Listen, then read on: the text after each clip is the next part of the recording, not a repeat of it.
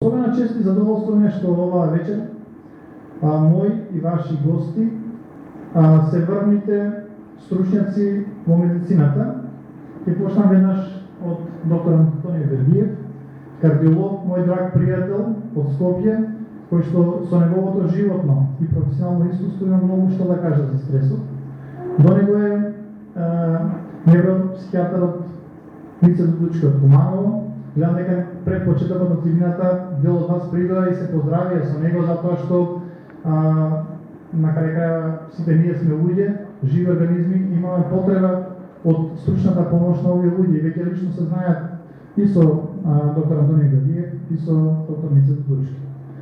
И на крај мислам дека нема посебна потреба да ви го представувам нашиот сограѓанин Бранко Стаменковски, кој што секако како локален доктор не е здравствен дом преоптоварен со лукови кои што не можеме да ги знаеме, туку ги броиме и на прсти, и сите тие кои што се вработени таму во институција, веројатно дека секојдневно се соочуваат исто така и ако се професионалци во област, се соочуваат и се среќаваат со стресни ситуации. Пред да им давам збор и да слушате стручниот дел од излагање, односно како можеме да препознаеме стрес, како можеме да го менаџираме, како да излеземе посилни од сите оние ситуации кои што ги имаме во секојдневниот живот. Дали се тоа од фамилиарен, политички или економски аспект. Јас ќе кажам само неколку факти како поглед во самата тема. Значи, според научни информации, стресот е најголема опасност за секој човек кој живее во ова денешно современо окружување.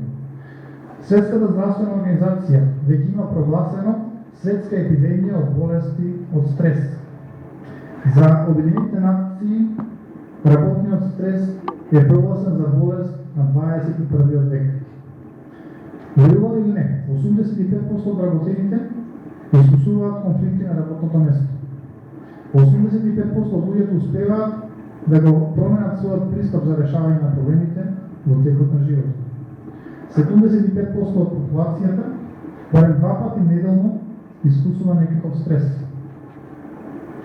Најчест причинител за појава на стресот се не дај Боже смртните случаи, разводите, работата и она што ние го насловивме како тема на денешната средба, политичките слушувања кои што не окружуваат. И само што овој податок, дека 1/4 од отсутствата на работните места се заради стресот кој што го доживуваме секојдневно.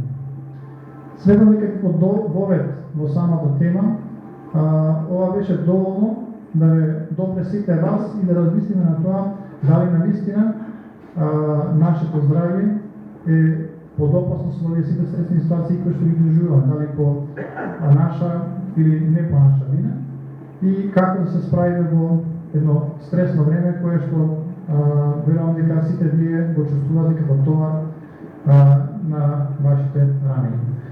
Давам збор први на доктор Антониј Вергиев.